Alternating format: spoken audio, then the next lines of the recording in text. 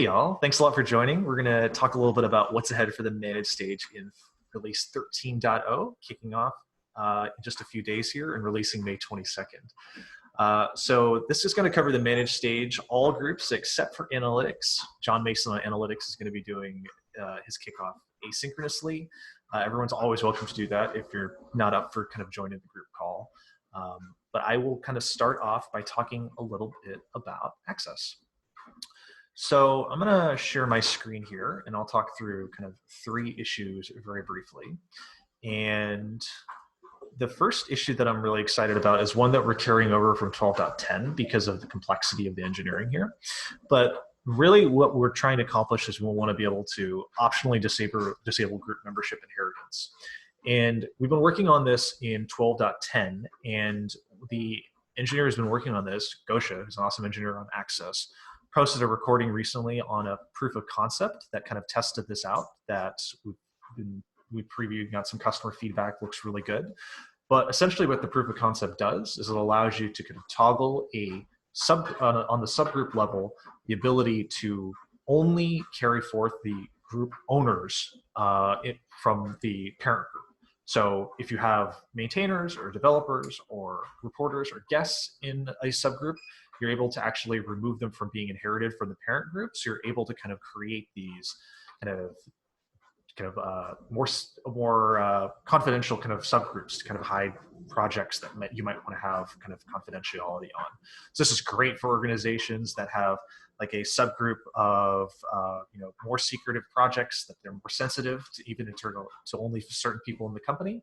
You're able to really manage that kind of membership a lot more effectively kind of with this change. So I'm really excited about this, and Gosha is working hard on this, and we're looking forward to seeing that delivered in 13. The next thing is really restricting personal access tokens to specific projects. And the idea here is we're going to try to integrate a new backend endpoint that'll allow us to restrict personal access tokens to only certain projects. This is something that we've been working on in previous releases, but now we're going to try to finish this up in 13.0 on Access. And this change is going to allow, on the back end, where front-end changes are going to be coming in kind of a future issue, but allow you to be able to create a back-end personal access token that is specific to a particular project. So this is going to be great for meeting kind of security needs of organizations that typically rely on like service users or automation. We're able to like more tightly control the blast radius of these credentials, which I think is really exciting. And the last thing that we're kind of working on is enabling group managed accounts in GitLab.com.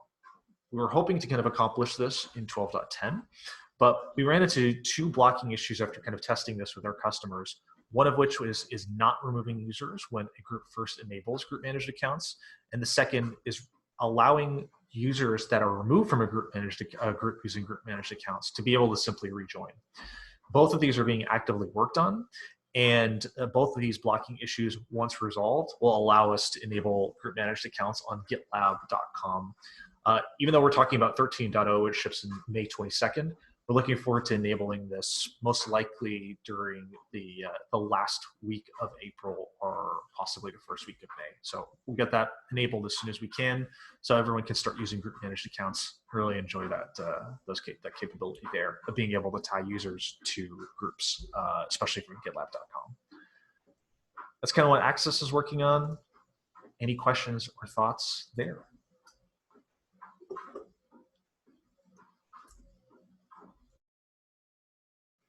Luca, does that make sense to you in terms of like the two blocking issues that you're aware of on group managed accounts? Yes, it does. Actually, right before this call, there was another one that popped up, which I just created, which is around terms and conditions for group members that need to convert to a group managed account. So we need to establish whether or not there needs to be any changes to the terms and conditions that the users need to sign when they are converting their account to a group managed account, because when they originally create an account on GitLab.com, it's an individual contract. So that obviously changes when they allow their group owner or their managed group to then take control over their account and their data and whatnot. So it's important that we understand what we need to do there before we release it into the wild. Do you feel like that's a blocking issue before we're able to release that and make that generally available on GitLab.com? Because based off of what I know that group managed accounts can do today, do you feel like they're like group owners are able to assert like a lot of control over these group managed accounts? Because I feel like if the answer is yes, then maybe that we should wait for that change. But based off of what I know, the answer is there's not a lot right now that group owners can do to group managed accounts. So maybe the answer is I can wait to assert. But what do you think? So I guess that's a good segue into some of the things that I wanted to talk about for the Spaces group that we're going to be shipping in the same milestone as the work that you mentioned for removing the feature flag for group managed accounts and those two blocker issues. So some other things that we're going to be introducing as part of group managed accounts, as well as the current feature that group owners get benefit from enabling group managed accounts as part of SAML SSO, is that when you currently enable it, you're saying to your users you can no longer fork projects outside of this group. That's the level of protection that you get. In 13, the Spaces group are going to be working on a few other iterations to group managed accounts. One of them being group owners will then be able to reset and disable two-factor for their users, it's a really big ask from not only our customers but also our support team. And group managed accounts activity will also be restricted to the group. So one caveat of when you enable group managed accounts right now is that your users will lose access to the projects and groups and whatnot that have been created prior to them converting their account to a group managed account. And there's a couple of things with that. One is if they have an existing individual subscription, they will lose access to that subscription. So we need to make sure that we've mitigated any risk of potential user churn there. And secondly, if they lose access to their projects and groups and whatnot that they've already created, once we enable group managed accounts, they will then be able to carry on creating projects and groups and whatnot after that. So it kind of goes against the point of what they were originally not be able to do as a result of turning that on. So there's that. And then there's a slightly lower priority one, which is that group managed accounts will no longer be able to be visible to users outside of the managed group. And that's specifically via the API, that people won't be able to see their user profiles. And if you try and invite a group managed account to a different group, it won't show up in member autocompletes. So those are some pretty big ones that are going to be completed in the same time as the blocker issues that you mentioned. So if you package all of that up, I think it is important for us to really get those terms and conditions clarified before we enable that for folks on GitLab.com. Does that make sense? Yeah, that's really helpful. Yeah. If there's an issue on the terms and conditions changes, I would love to see it. Maybe there's an MVC there that we could kind of consider when like you're doing the mapping process with the group, that there's just a message that like if you proceed past this point, or like you consent to do to these things, and that's simply like a message. And yeah. I don't know if that's sufficient from a legal standpoint, but that would be an MVC from a product standpoint. That might be nice. So maybe there's a way we can solve that doesn't cause a lot of heartache. Yeah, I actually created the issue right before this call. It should be linked on the feature flag issue that you were talking about. I think you were showing it in your demo. Okay, cool. Cool. But yeah, that should be covered in there. Awesome. I'm just seeing if I can find it. And it looks like it's... I just added it in the Zoom. Okay, thank you very much. Cool. Yeah. There's an epic called the Group Managed Accounts General Availability epic, so I will add it to that. And you've already in there. Thank you. Yeah. Perfect. Amazing. Yeah, no problems. So also to carry on with some of the things that Spaces are doing relating to group managed accounts, we're also collaborating with the Access group on extending group managed accounts to all groups, which we talked about in the last kickoff. That's a big effort. We're trying to figure out how to do that seamlessly for group members and group owners, because right now, obviously, it's still attached to SAML SSO and dependent on groups configuring that prior to enabling group managed accounts, but we want to be able to extend that to all groups. So we're still working on that. Does anyone want to talk about anything group managed account related before I move on to the next point for spaces? Cool. All right. So the other big exciting thing that we're working on in Spaces in 13 is we've had a lot of really great feedback from customers around the need for a type of service user account. And we did quite a bit of research and spoke to quite a few customers about this. And once we actually dug into it, some of the things that we were learning from customers is that what they really cared about was being able to have more flexibility around how secure the automations that they were performing on their instance were.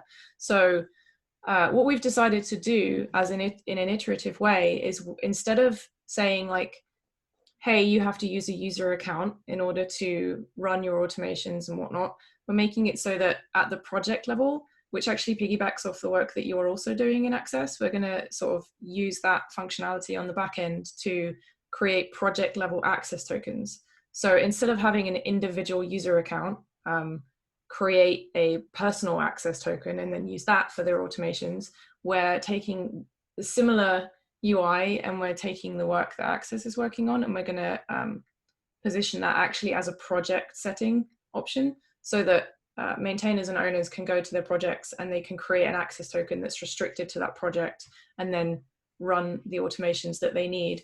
And underneath the behind the scenes, they're going to be creating, they don't have access to this user, but it's going to be a user account that's similar to a support bot or an alert bot. We have some other bots that already exist on the system, so it's going to look a little bit like that.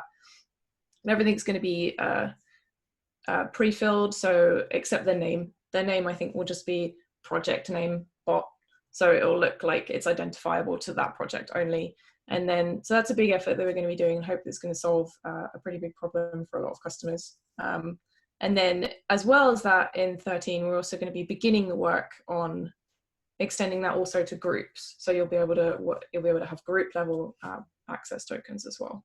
But the project level access tokens is on track to being completed for 13.0. So we're really excited about being able to give that to our customers. That's awesome. I'm really excited about that too. I think that Melissa and I were talking to a customer this morning, actually, and they were talking about managing authentication in this kind of convoluted way because they had some users that were all they wanted to use SSO, but they had a bunch of service users that they were using username and passwords for, and they were like, well, we want to just turn on single sign-on across the whole instance, but we can't do that by managing both of these. And my feedback to them was like, we're working on this project level access token, these service users. You can just convert all of your automation to that type of user, and then you can just use all of your humans getting them on SSO. And they were really excited about that. So share that async, get some feedback to them, make sure that works for them. But this is going to be huge for customers, I think.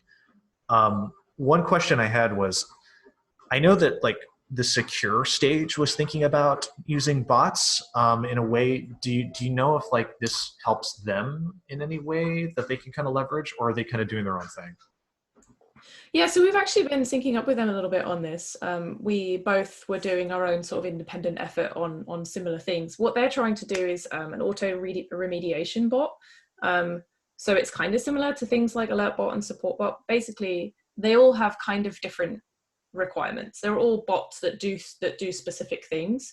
But the way that we've been collaborating on them is just basically keeping them informed on how we're shipping this and how we're kind of handling the logic of the actual bot user on the back end. And there's been some discussions around basically creating a kind of standardized way of any group any engineering group that's working on a type of bot for a particular reason, so that it's really easy for them to pick up that kind of logic and go, hey, we need a bot that serves this purpose, but it's specific to create or some other stage that needs that. So that's going to be really helpful, I think, for everybody else. So yeah, that's a good point. We've been talking to them about that. Yeah, that's awesome. Thanks for collaborating with that stage. Mm-hmm. That's I'm excited about the auto remediation bot, but this is something that I think that they can really use. Cool. Thank you. Mm-hmm. Any other thoughts or questions? So I have a question. Maybe it's a bigger discussion. So what they doing is like essentially using the bots that you guys will create but having it scoped to a specific purpose. In their case, is remediation, or am I understanding that? As far as I'm aware, they're not using anything we're doing at the moment. They're just sort of waiting to see what we do and then learning from it. They're a little bit kind of behind us at the moment, but they've done a lot of work just on the front end of how they want this to work for users, and then I think they're trying to see how we handle the back end of it. So maybe, we don't know yet. Yeah, their use case is primarily like we don't have any automation or any bots right now that I'm aware of that specifically do things in the product on your behalf. And that's like we have some bots, some bot users in the product right now, but they're not. They have very specific use cases. Like one is ghost user, which when you delete a user, all of their stuff gets migrated to ghost user. So you lose the user model, that particular user record, but it all just goes to this kind of bot user that you don't actually pay for. I think their use case is, when they find security vulnerabilities that you can go ahead and fix, like there's a dependency update that you can just immediately like create a merge request for. We should have a bot user that just creates that merge request for you so that you can either merges it automatically or a human checks it and they click the merge button and it's done. That's kind of the first time we've ever had anything like that before. And so they were originally like spiking on how do we accomplish this from a user standpoint. And I think this might be a really good path for them to kind of explore. So I don't think they've shipped anything yet. I could be wrong, but that's the idea. Yeah, I think interesting like future iteration of this would be like to create bots that have very narrow access. Like right now it's just project based, right? But a future iteration would be like can only do these like 2 or 3 things and it can do nothing else, right? So that way you can scope it very specifically. I think customers would really like that. I mean, that sounds like what we're trying to do. Oh yeah, customers really want that for sure. Yeah, there's also those customers obviously that, we've had some folks say, well, a group is going to be actually too small in scope. So it might be that we look at doing this at the instance level as well to cover those use cases.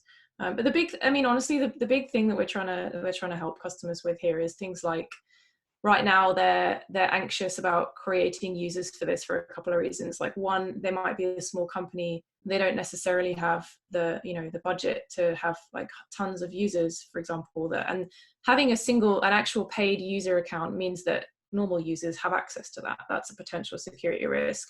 On top of that, because they're trying to save money on license costs, what they're actually doing is they're creating one user to do lots of things, and that then makes it really hard for them to audit what that user's doing and like actually keep track of things. So that kind of bleeds a little bit into places like compliance, and security is a problem there. So those are some of the problems that we're trying to mitigate here. And we've learned that the cost, whilst it's painful, it's actually just a really awful symptom of having to utilize user accounts for this. So it turned out that security and whatnot is actually the biggest problem that we're trying to solve here for this. So you're right, like it being able to kind of shrink down in scope as small as possible as to what these bots are doing versus some customers that want to just expand it to everything. Like if we're able to provide that functionality and flexibility to customers, that would be amazing as an end vision for this. Cool. Thank you so much, Luca. That was awesome. Yeah, no problems. Matt, over to you. Thank you. So I will share my screen.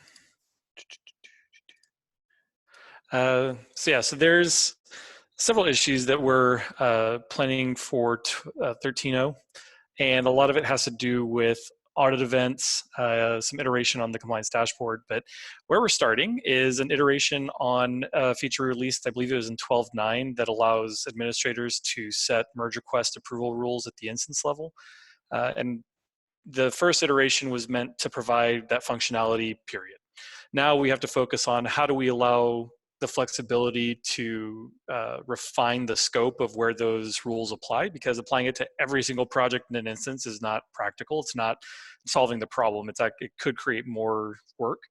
And so the next iteration here is we're going to allow administrators that if they enable those settings at the admin level, only administrators can then toggle on or off those settings at the project level.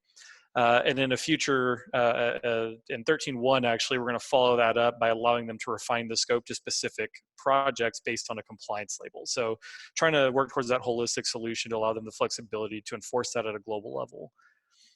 We're also adding audit events for admin impersonation. So a critical point of audit logging is something called non-repudiation. Basically, somebody could not deny that they took some action. And so if an administrator right now impersonates someone, takes some action, it shows up in the audit log as that person that they're impersonating taking the action. So somebody could be set up and framed. So we want to make sure that we're logging those impersonation events from the admin side as well, so that there's non-repudiation even for administrators.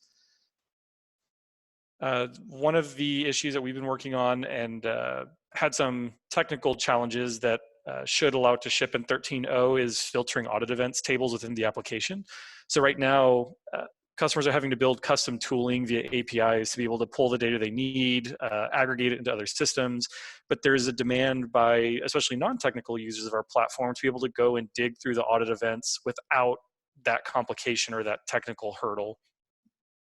So adding simple functionality to improve usability, such as sorting and filtering, seems like a pretty obvious choice to us. And so we're excited to bring that simple, friendly experience to the app. We're also, so this is another one that proved to be technically challenging, but bringing push rules to the group level. So in this iteration in 13.0, I believe it will be the first iteration that's actually available or visible to users. It currently exists in the production code base as of 12.10, or will, I should say. But in 13.0, that'll be when it's actually available to users. And then we'll continue to make some improvements on the back end in 13.1. But that'll provide the flexibility that customers are asking for to be able to define these, not quite at the global scale, but also not with the tedium of having to go into individual projects to define this. And then the last one is an iteration on the compliance dashboard. We want to be able to surface some signal about merge request approval settings for each particular project, or more specifically, the most recent merge request. So the idea is that we've identified the three key settings for the admin area, which we'll expand upon later. But if, using some conditional logic, if merge request authors and committers are not allowed to merge merge requests, and if the minimum number of approvers is set to 2, for example, then we should surface a signal that says, yes, everything here looks great. Segregation of duties is maintained. No need to dig any further. Conversely, if we find that one or multiple of those conditions are not true, and maybe authors can approve the MR and maybe the number of approvers is 0, then that should raise a signal for somebody to go and investigate. Why is that the case? Maybe it's an unregulated project, a personal project, and that's fine, but maybe it's not. And so we're trying to be able to save time and effort by aggregating this key data at the compliance dashboard level. That pretty much sums up the compliance group. Are there any questions? I have a question about the end result that you propagate up of those checks. It seems like you have 3 states, like all pass, some pass, and none pass. Is that kind of the smallest thing that we should do? I was thinking like just an up or down would be a smaller iteration. I don't know if there's value, so you probably have feedback from the customer if there's value in distinguishing between some passing and non-passing.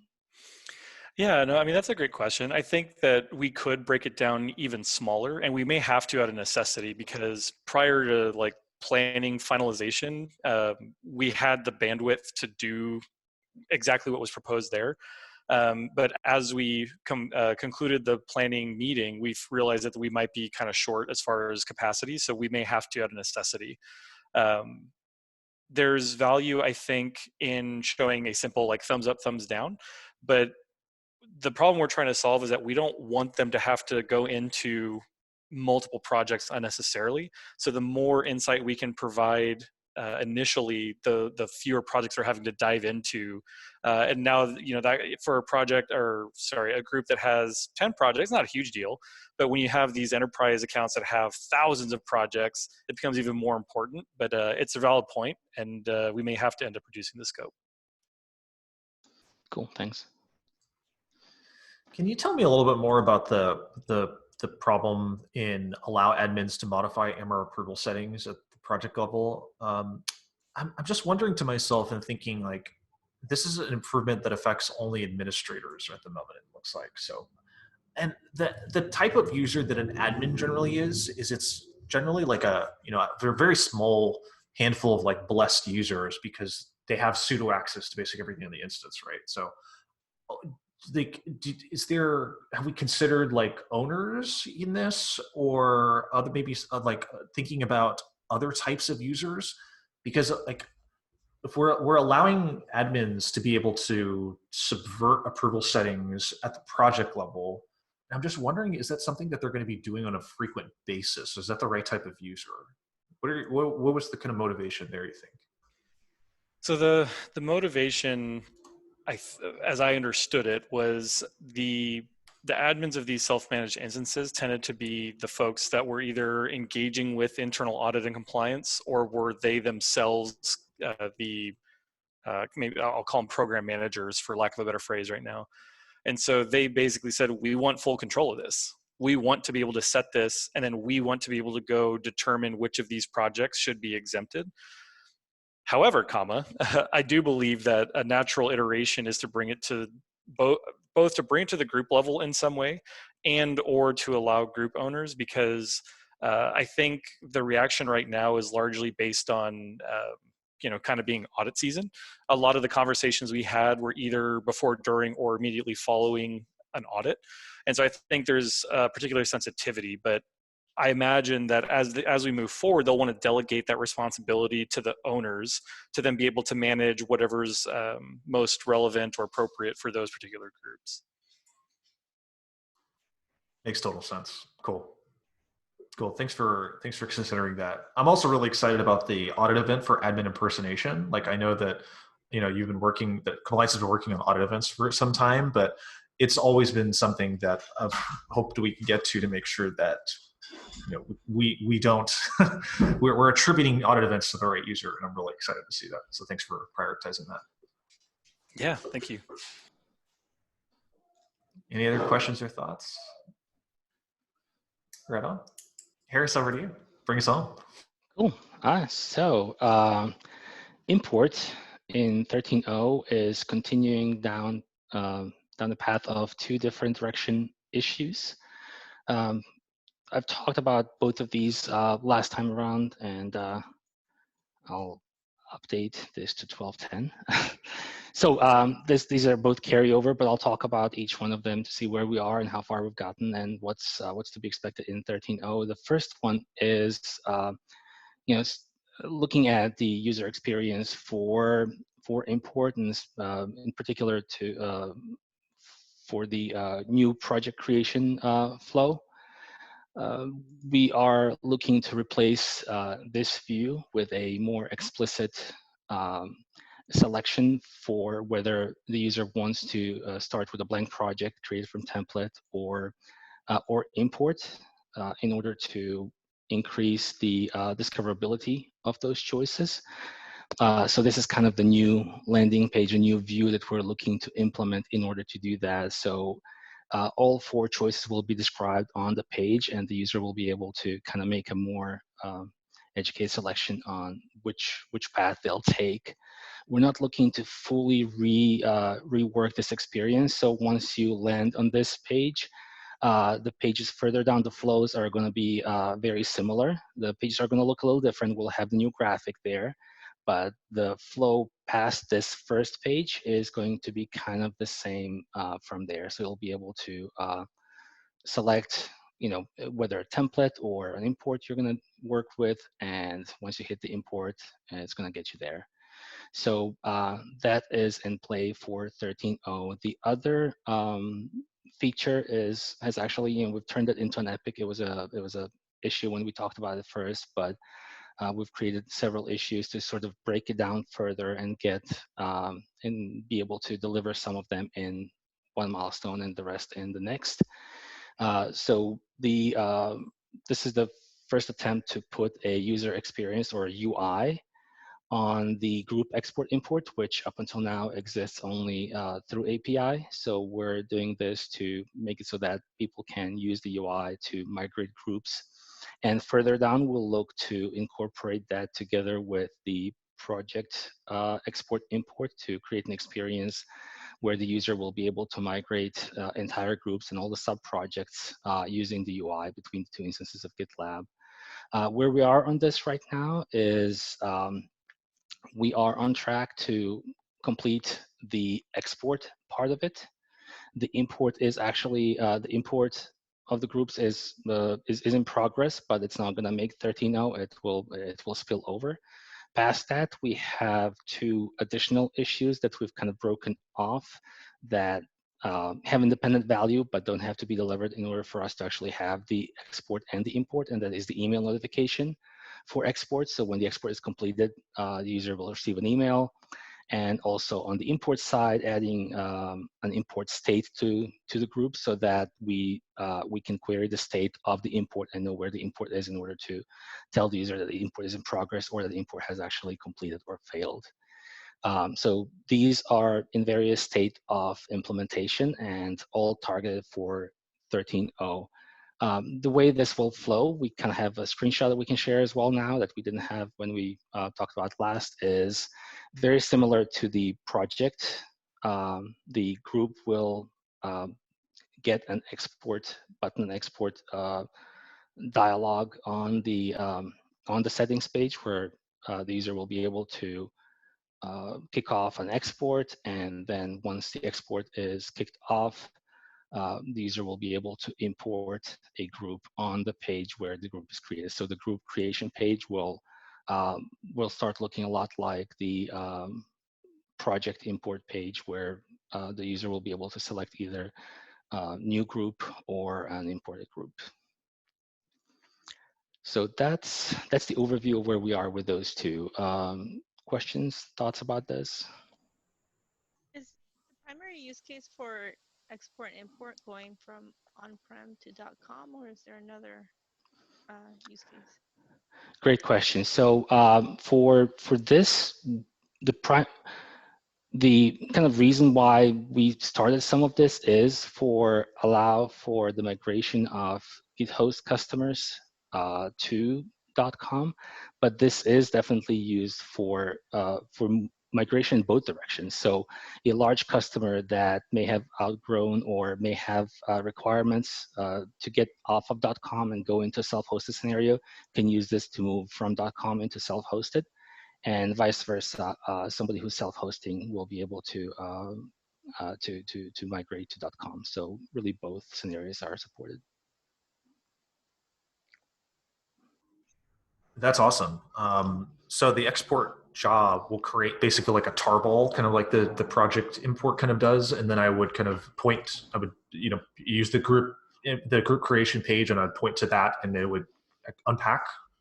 Is that the plan? So the process is going to be exactly the same as is for project right now. You will be able to download an archive file, and then you will use that archive file to import or upload into your new instance. So what we're looking sort of in, as a direction or vision for the import group is to move this out of the realm where people have to save off large files and then upload them later. We're gonna where we're researching right now the ability to move that into a kind of instance-to-instance communication where the files will no longer be the way to transfer the groups or projects. So we're going to try to move away from files, but for this MVC, we're pretty much putting a UI on top of the API that already exists, and the API is such that it kicks off a file creation. It lets you download that file, and then it lets you upload that file into a new instance. That's great. Very cool. Thank you. The other thing that I would consider is I'm really excited to see the better UX for project creation. The mocks that you showed are really interesting kind of direction. I'd be really interested to see if we can make sure that we have data to see how, when we ship this, how it affects kind of project completion and conversion to actually people creating projects. So if you haven't thought about that, I'd encourage you to kind of reach out to the data team or Sid, the telemetry PM, to say like, hey, how can we make sure that we measure the impact of this? I know the growth stage has been thinking about A/B testing. I don't know if we are A/B testing at the moment. This would be a really cool candidate for it. something to consider, but I think we should have some measurable outcomes for this so we can see what the impact is. Project creation is one of the most important things you can do in GitLab, because it is the thing that you have to do before you really get any value out of the product. So if there's a significant uplift or change here, we should be able to measure it. Completely agreed. So the goal is for us to be able to tell the user paths and the flows after this is done from the data. And then in addition to that, our North Star is really related to this as well. That's a great example of a cool change that is going to directly impact the North Star. So thanks for that. Awesome. Well, thank you all so much. Really excited about 13 as always, but I really appreciate you sharing all your thoughts and quite great questions on this discussion. So thanks again for the great kickoff. I appreciate it. Thank you all. Thank you all. Cheers. Bye. See you.